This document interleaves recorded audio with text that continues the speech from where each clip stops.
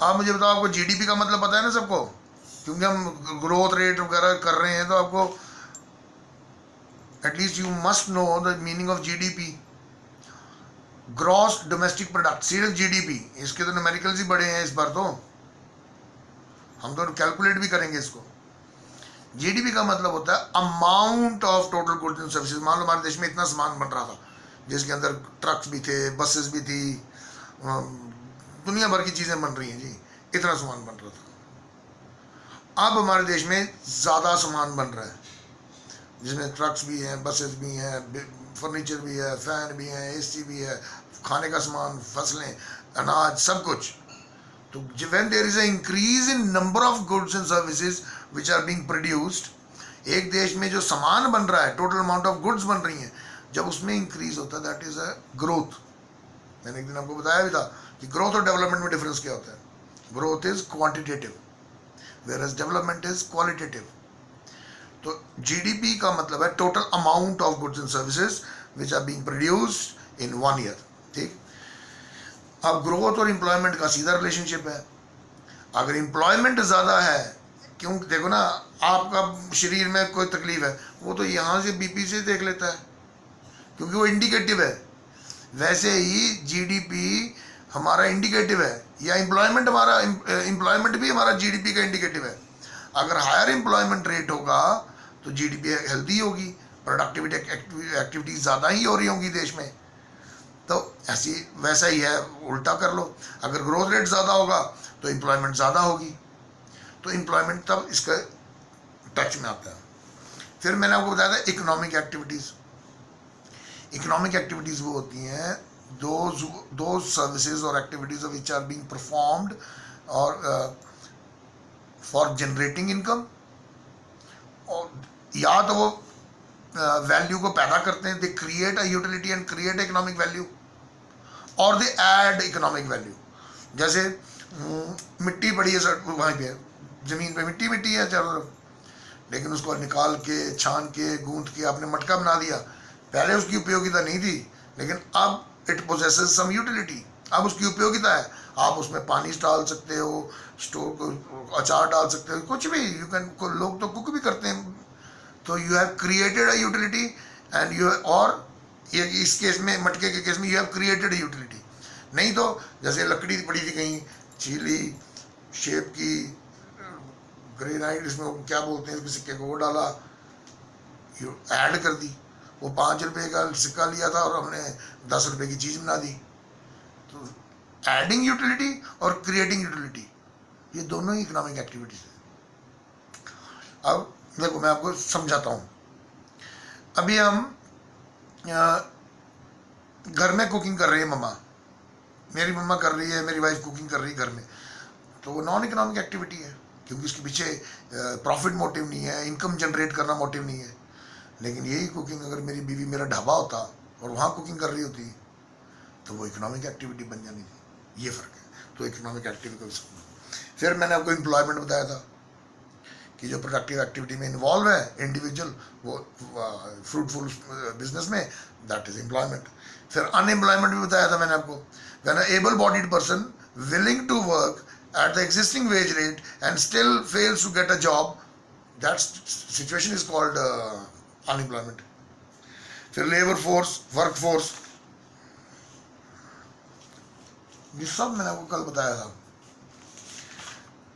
फिर rate of unemployment कैसे निकाला जाता है, rate of unemployment is equal to number of employed people divided by labour force, मतलब टोटल अवेलेबिलिटी, टोटल पॉपुलेशन नहीं, क्योंकि टोटल पॉपुलेशन में तो डिपेंडेंट भी आ जाएंगे फिर। तो टोटल लेबर फोर्स इनटू 100। अच्छा, फिर ये एक इम्पोर्टेंट, यार निकालो सब कॉपीज निकालो, मैं कुछ लिखवा रहा हूँ आपको, लिखो, क्योंकि इसमें से क्वेश्चन फंसेगा इस चैप्टर में से। Take out your notebooks and write what I am saying. और अगर किसी को ये बुक मिल सकती है तो ले लो, ये बुक अच्छी लगी मेरे को। ऑथर का नाम है राधा बहुगुणा और पब्लिशर का नाम है धनपत राय एंड कंपनी। बड़ी स्पेसिफिक है, सिर्फ इसका ड्रॉबैक यही है, ड्रॉबैक नहीं है, मैं उसको भी अच्छा ही मानता हूँ, इसका सारा डाटा 2011-12 के सेंसस का है। अब मैं भी बड़ा सरप्राइज हो जाता हूँ, कई किताबों में मेरे पास पूरे इंडिया के ऑथर्स की बुक्स आती हैं, तो कईयों ने उसको 17-18 का डाटा डाल दिया है। 17-18 का डाटा कैसे आ सकता है सेंसस में? ये जो कॉम्प्रिहेंसिव डाटा कलेक्शन होता है, ये it is all economics related topics जो हम डिस्कस भी कर रहे हैं, ये सब it is all economics. India में CSO एक डिपार्टमेंट है, सेंट्रल स्टैटिस्टिकल ऑर्गेनाइजेशन, उसके अंदर आता है NSSO, national sample survey organisation. वो हर 10 साल में सैंपल करता है, सर्वे करता है, सेंसस करता है, इनफैक्ट सैंपल नहीं करता है। सैंपलिंग अलग चीज़ हो गई, सैंपलिंग होती है रैंडम की जाने वाली, आपने 11th में पढ़ी आपने। सबसे पहला इंडिया का सेंसस कब हुआ था, इसमें मैंने क्वेश्चन भी डाला था, इसको याद रखने का बड़ा अच्छा तरीका है। देखो, आज़ाद इंडिया के सेंसस कब हुए? 1951, 1961, 1971, 1981, 1991, 2001, 2011। मतलब हाँ प्रतिभा, ये वो है मेरे ख्याल से, एक तो तुमने अपने नाम सही नहीं ना सेव करके रखे थे, प्रियंका है मेरे ख्याल से। हाँ प्रियंका, ये बुक अच्छी है। तो नहीं सर, प्रतिभा हाँ अच्छा, फिर बेटा आई एम सॉरी, मैंने नहीं पहचाना। एक ना उसका नाम का भी लफड़ा के, अपने नाम सही सेव किया करो ना, सही पता लग जाता है। मेरा सारा टेम्पो खराब हो गया। क्या कर रहे थे हम? हाँ, सैंपल सर्वे देखो हर हो रहे हैं, 71, 61, 51, 81, 91। तो उस आज़ादी से पहले ये ब्रिटिशर्स ने सेट किया हुआ है, और सबसे पहला सेंसस हमारा 1881 में हुआ था। The first official census of India, not independent India. Examiner आपको इस तरह से भी क्वेश्चन में फंसा देता है कई बार कि इंडिपेंडेंट इंडिया का पहला सेंसस कब हुआ, तो 51 हुआ फिर वो, लेकिन इंडिया का सबसे पहला सेंसस हुआ था 1881 में। ठीक है, ये याद रखना। लिखो, टॉपिक का नाम डालो distribution of employment.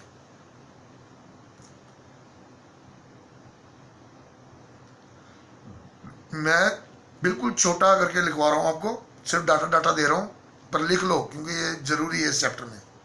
Excuse me sir. हाँ बेटा। सर एक डाउट है। बोल पुत्र। सर जब अगर हमें किसी का भी डाटा लिखना होगा तो हम कौन से का रेफर करेंगे? बोर्ड में देखो बेटा, अभी मेरे को आपने, it is very good that you asked. अब मैं आपको समझा देता हूँ। एग्जामिनेशन में पेपर दो तरह के होते हैं, जो पेपर बनते हैं ना, दो तरह के होते हैं थ्रू आउट लाइफ।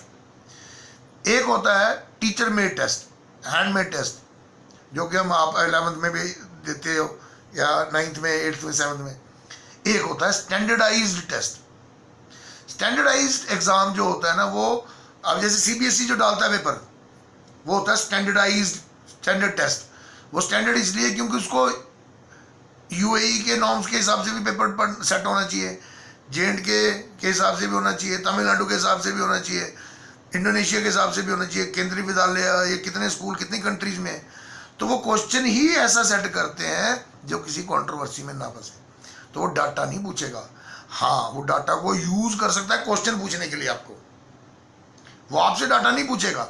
और अगर ऐसा कभी आपको लगता है कि आपने आंसर में मेंशन करना है, तो आपको हमेशा जो ऑफिशियल सेंसस है, क्योंकि वो फुल प्रूफ है, सिर्फ ये तो लिखना पड़ेगा ना आपको, अकॉर्डिंग टू 2011 सेंसस। जो और डाटा होगा उसमें आपको लिखना पड़ेगा एज पर 2017-18। और अगर ऐसा नहीं लिखते हो, आप आंसर में लिख रहे हो, मान लो एक आंसर ने एक ने लिखा हुआ है कि भी primary sector consist of say whatever 30%, ठीक है, आगे नहीं लिखा कि 2011 के हिसाब से, 17 के हिसाब से, और दूसरा लिख रहा है 43%। 13% का वेरिएशन है ये। 13% कितनी करोड़ों पॉपुलेशन है हमारी, तो वो गलत हो जाता है फिर। तो इसलिए जब अगर आपको लिखना है, आप उसका रेफरेंस लिखो कि एज पर 2017-18, या जो भी स्टडी है, जो भी इसका सोर्स है इन्फॉर्मेशन का। नहीं तो जो सेंसस की जो होती है ना डाटा, वो ऑथेंटिक होता है बेटा, वो फुल प्रूफ होता है, वो गवर्नमेंट ऑफ इंडिया का ऑफिशियल डाटा होता है। और दूसरी बात, वो सैंपल तरीके से नहीं किया होता, वो सेंसस ही होता है, हर एक इंडिविजुअल को कवर किया होता है। चलो ठीक है, पर अच्छा किया आपने पूछा, डाउट नहीं रखना मन में कभी। डिस्ट्रीब्यूशन ऑफ एम्प्लॉयमेंट, इन्होंने 3 कैटेगरी, हमने कल किया है वैसे अपने टॉपिक, लेकिन मैं चाहता हूँ थोड़ा आप इसको ध्यान से। एक जेंडर के बेस पे डिस्ट्रीब्यूशन है, एक रीजन के बेस पे है और एक सेक्टर के बेस पे है। तो आप सबसे पहले लिखो distribution of employment bye gender. छोटा छोटा ही है, मैंने मार्क करके रखे हुए हैं इसलिए बता रहा हूं।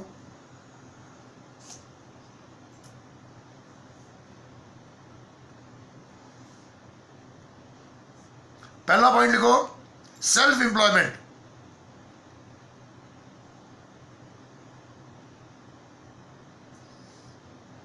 This category accounts for 50% of workforce. This category accounts for around 50% of workforce for both male and female.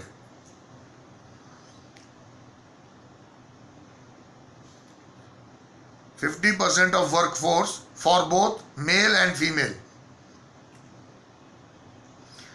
Second point लिखो casual workers, casual wage workers.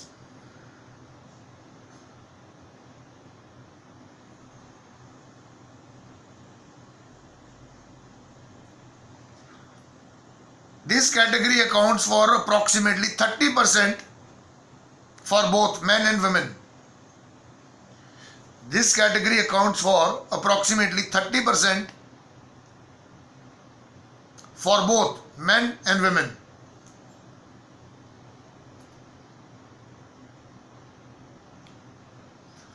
Third feature इसका लिखो regular salaried workers.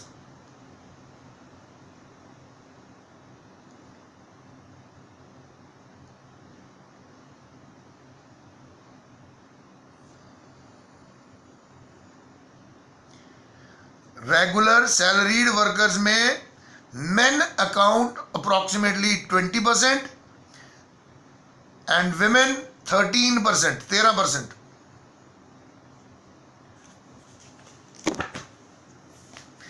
तो जेंडर के हिसाब से 3 category आ गई आपकी।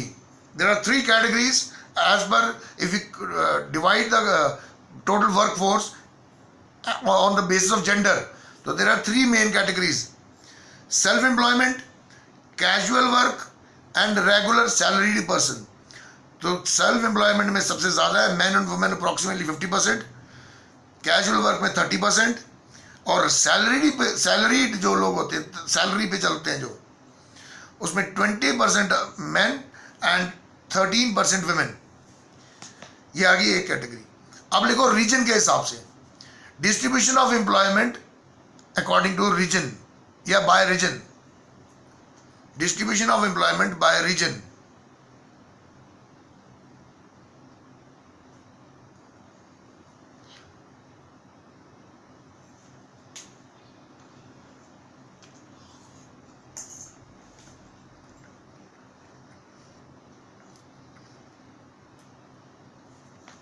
अब इसमें लिखो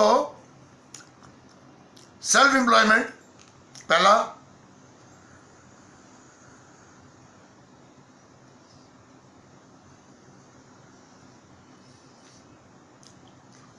rural areas 56% and urban areas 43%।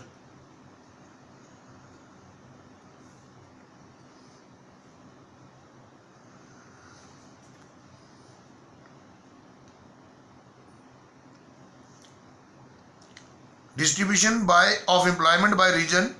पहला सेल्फ एम्प्लॉयमेंट 56% रूरल एरिया और अर्बन एरियाज 43%।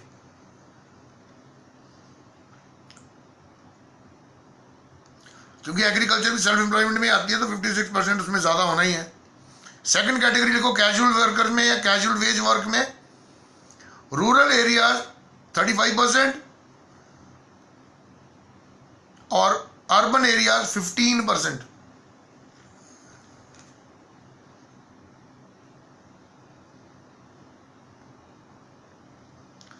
और फिर थर्ड कैटेगरी वो regular salaried work.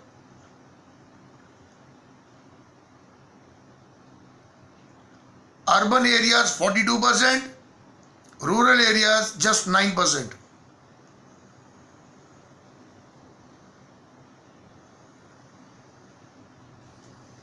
Rural area areas में तो सैलरी वाला कोई ऑर्गेनाइजेशन ही नहीं होती, रूरल एरियाज में तो जॉब वाला वो ज़्यादातर प्राइमरी एक्टिविटी है, इसलिए उसमें 9% है सिर्फ।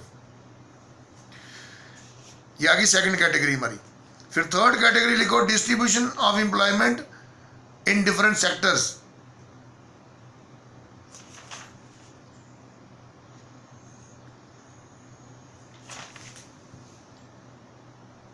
बेटा आप सेक्टर समझते हो सारे?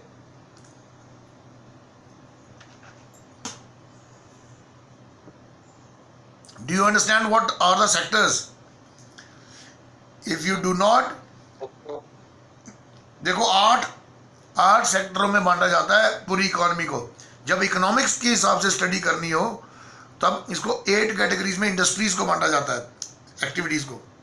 Agriculture, mining and quarrying, manufacturing, electricity, gas and water, construction, trade, transportation, और एक कैटेगरी है सर्विसेज। ठीक है।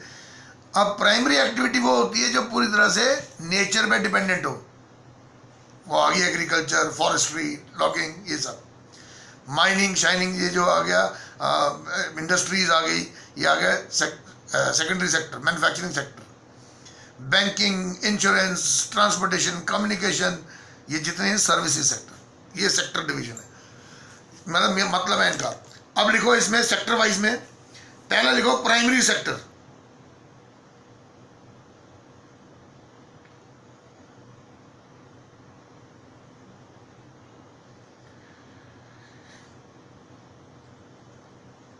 %49 of workforce is in primary sector। पहला फीचर लिखो, प्राइमरी सेक्टर मत लिखो, पहला पॉइंट बना लो उसको। About 49% of workforce is engaged in primary sector. About 24% of workforce is engaged in secondary sector. And 27% of workforce is engaged in tertiary sector.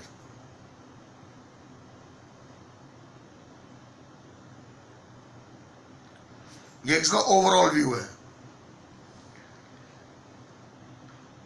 अब लिखो primary sector, इसके नीचे पहला प्राइमरी सेक्टर, इसमें एम्प्लॉयमेंट ऐसा लिखो, रूरल एरियाज में 64% और अर्बन एरियाज में 7%। प्राइमरी सेक्टर में जो लेबर फोर्स एंगेज्ड है 64% workforce, population he 64% of workforce उसमें है रूरल एरियाज में प्राइमरी सेक्टर की, और अर्बन सेक्टर्स में सिर्फ 7%। फिर कॉमन सेंस भी है ना, अर्बन सेक्टर्स में कहाँ प्राइमरी एक्टिविटीज़ होती हैं, वहाँ पे तो सेकेंडरी और टर्शरी एक्टिविटीज़ ही होती हैं, प्राइमरी नहीं होती। तो प्राइमरी में अर्बन एरिया 7%, रूरल एरिया 64%। फिर सेकेंडरी सेक्टर जो कि मैन्युफैक्चरिंग है, कंस्ट्रक्शन है, इसमें रूरल एरियाज 20% और अर्बन एरियाज 35%।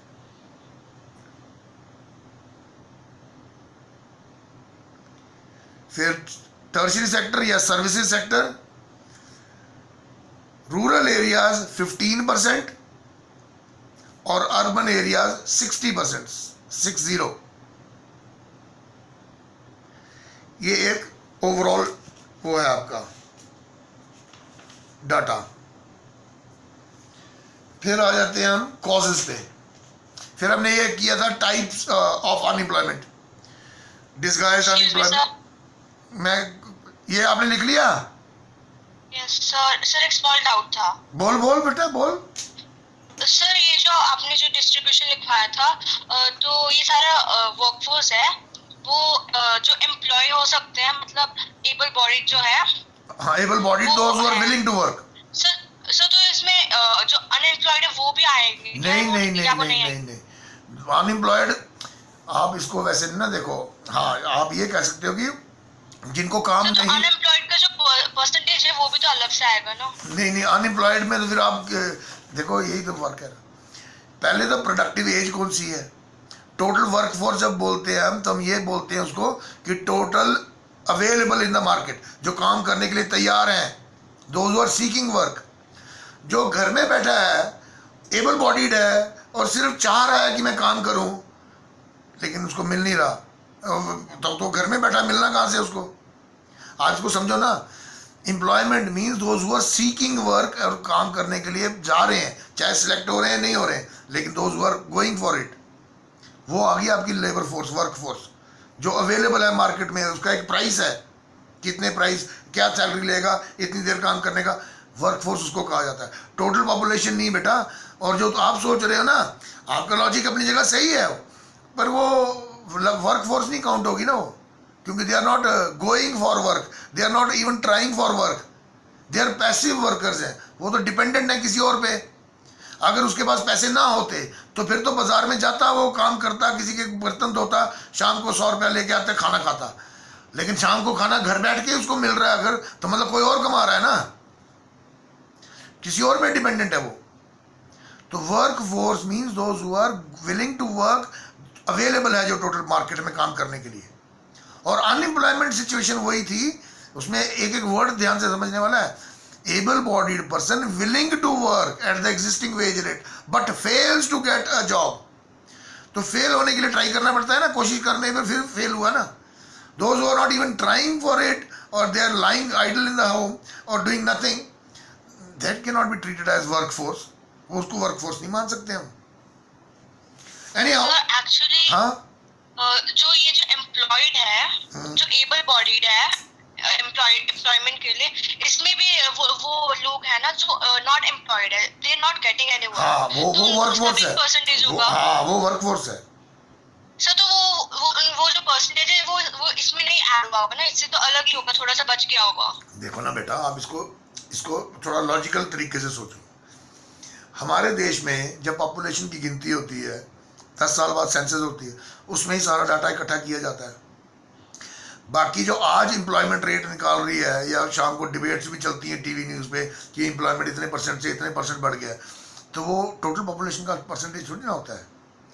वो पिछला जो सेंसस रहा होगा उसके एस्टिमेट के हिसाब से जो प्रोडक्टिव जो वर्क फोर्स है उसका रेशियो निकाला जाता है बेटा। ऐसे तो हम अभी देखो 2011 में हुआ था सेंसस, अब अगले साल होना है 21 में, अभी तक हम आज 20 में बैठे हैं, तो इस टाइम पे तो हम सब स्पेकुलेशन पे चल रहा होगा, क्योंकि 10 साल में तो पॉपुलेशन कितनी बढ़ गई होगी, तो वो तो इन्फ्लेशन का रेट निकालो, पॉपुलेशन या इसका अपना एम्प्लॉयमेंट ग्रोथ निकालोगे, तो वो तो वेरिएशन आएगी आएगी। आपको समझ आ रही है मैं क्या बोल रहा हूँ? तो इसीलिए इसको उस तरीके से भी सोचो कि एक रेशियो, एक बेस बना के चलते हैं जिसके हिसाब से कैलकुलेट किया जाता है। जैसे मैं आपको एक एग्जांपल दे के बताता हूँ, जो भी रिसेंट मोदी ने किया है। देखो आपने, अच्छा आप तो 12th वाले हो ना, आपने लास्ट ईयर पढ़ा था ना इंडेक्स नंबर्स, इंडेक्स नंबर पढ़े थे ना? अरे स्टैटिस्टिक्स में नहीं पढ़े इंडेक्स नंबर आपने? भूल गए साहब, भूल गए 4-5 महीनों में भूल गए।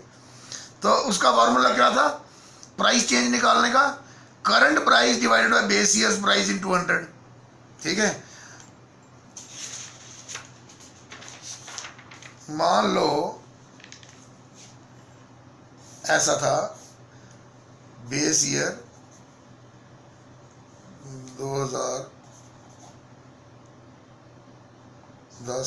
11, 12, 13, 14 ऐसे करके 2020, इधर था रेट 6 रुपये, इधर पहुंच गया 20 रुपये। देखो ऐसा है अगर कुछ कि किसी भी एक कमोडिटी का, इस पेन का ही ले लो, 2010 में रेट था 6 रुपीज़ और 2020 में रेट है 20 रुपया। तो हम आज अगर इसका प्राइस इंडेक्स निकालना होगा, हम करेंगे current divided by base in 200 करके कितने परसेंट चेंज आ गया।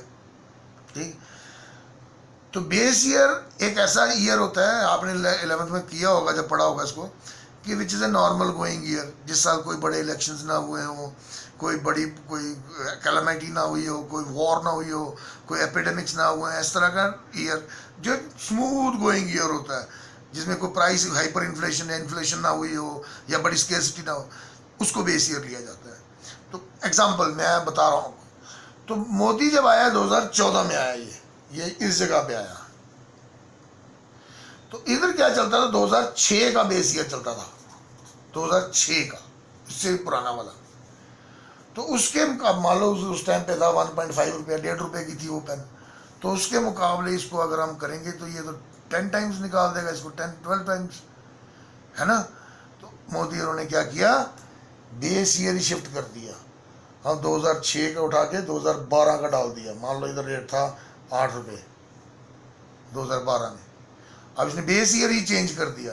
तो अब जितने भी टीवी में या गवर्नमेंट के गजेट्स में जो डाटा आता है उसमें प्राइस इंडेक्स निकाला जाता है 20 डिवाइडेड बाई 8 इंटू 100 करके, तो प्राइस कम होता है, इन्फ्लेशन कम दिखती है। तो इस तरह की बड़ी लूप होल्स होते हैं बेटा। वी आर हर डेमोक्रेसी, हम डेमोक्रेसी हैं, लेकिन वी आर स्टिल इवॉल्विंग। हमारा तो अभी हम we are getting refined and more sophisticated. तो वर्क फोर्स में वही डाटा चलता है जिस तरह से ये चलाना चाहते हैं, लेकिन हम पढ़ रहे हैं, हम क्योंकि हमारा तो सिलेबस है, हमको इसलिए समझना ज़रूरी है कि इसका फंडा क्या है, इसका मतलब क्या है। चलो कोई नहीं, हम ये तो आज फिर रह गया हमारा, 10 मिनट में कहाँ हो पाएगा। फिर हमने किए थे types of unemployment, disguised, seasonal वही सीजन के हिसाब से। फिर फ्रिक्शनल होता है when a person switches from one job to another job and during his transient he remain unemployed for a certain time. That type of unemployment is known as frictional unemployment. ठीक। फिर open unemployment, आप उसको open employment कह लो या सिर्फ unemployment कह लो, same meaning है। total number of people those who are willing to work fail to get job, वो वाला डेफिनेशन है। फिर साइक्लिक मैंने आपको बताया था, बूम, प्रॉस्पेरिटी, डिप्रेशन, रिसेशन, उसके कारण जब एम्प्लॉयमेंट क्रिएट होता है दैट इज अ साइक्लिक। ठीक है। फिर ऐसे तो बहुत है, छोटे मोटे बचपन से पढ़ रहे हैं टॉपिक आप। फिर आ जाओ इसके कॉजेस पे। कॉजेस भी बड़े जेनरिक हैं, इसमें एक ही चीज़ है, बाकी जेनरिक ही है। एक ही चीज़ है जो थोड़ी टेक्निकल है, वो है जो प्रोग्राम्स गवर्नमेंट ऑफ इंडिया ने इनिशिएट किए इसको अनएम्प्लॉयमेंट को दूर करने के लिए। और ये मैंने टॉपिक इसके साथ क्यों पढ़ाया, ये तो रूरल डेवलपमेंट और ह्यूमन कैपिटल पढ़ना था हमने। मैंने आपको पॉवर्टी के बाद तुरंत इसलिए पढ़ाया क्योंकि इन दोनों के मेजर्स मिलते जुलते हैं। अब प्रधानमंत्री रोजगार योजना रोजगार भी तो देगी और पॉवर्टी भी तो हटाएगी, तो वो उसका भी मेजर है, इसका भी मेजर है, इसलिए मैंने इसको साथ में करा दिया आपके। तो कॉजेस पे आते हैं, बड़े सिंपल। पहला, पॉपुलेशन एक्सप्लोजन। अब यहाँ पे एक चीज़ समझने वाली ये है, ये आपने एग्जाम में लिखने हैं जो, वो ये कि पॉपुलेशन का growth rate is more than the economic growth rate, that poses problem. क्योंकि ऐसे तो पॉपुलेशन ग्रोथ तो हर जगह हो रही है, दुनिया के छोटा छोटा आइलैंड पे चले जाओ, कहीं चले जाओ, पॉपुलेशन तो ग्रो ही होगी, लॉ है नेचर का। लेकिन प्रॉब्लम जब हम एक्सप्लोजन वर्ड लिखते हैं, दैट एक्सप्लोजन मीन्स कि पॉपुलेशन का जो इंक्रीज होने का जो रेट है, it is more than the economic growth rate. तो रिसोर्सेज फिर घटते कम पड़ते जाते हैं, लोग डिमांड बढ़ती जाती है, और उसके कारण ही various other malpractices, corruptions come into play.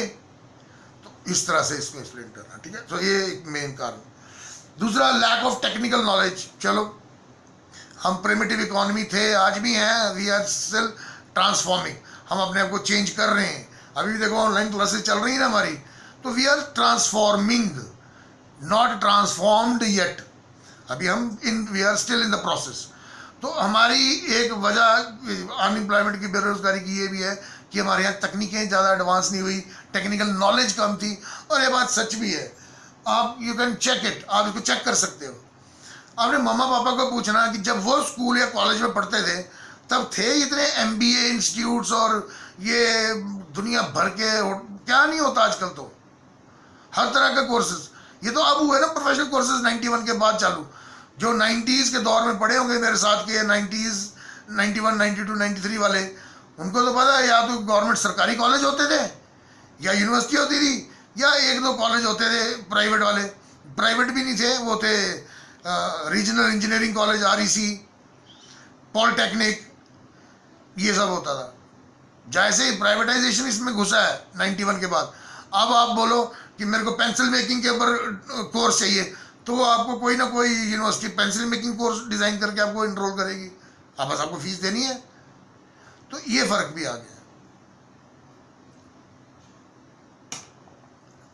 तीसरा, yes, lack of capital formation.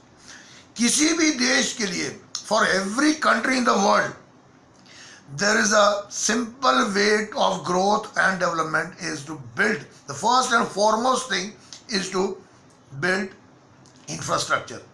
देखो इसका कितना लाइव एग्जांपल है, लाइव एग्जांपल है। ये किताब भी बड़ी ऐसी है कि जिसको आप हर चीज़ को वेरीफाई कर सकते हो।